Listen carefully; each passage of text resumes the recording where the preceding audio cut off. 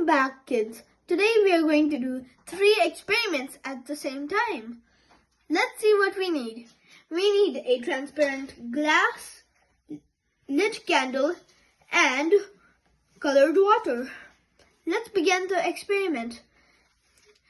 When I put this on top, I should see bubbles. Wow, I see bubbles. We see bubbles because air is lighter than water.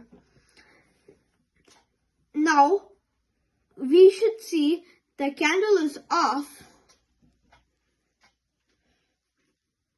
It might take a while.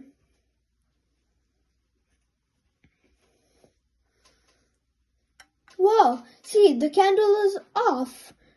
The candle is off because fire needs oxygen and lit candle uses it all. Now, we should see the candle is floating.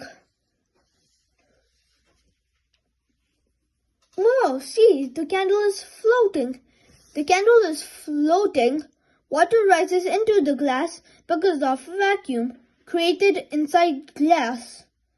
If you like this video, please like,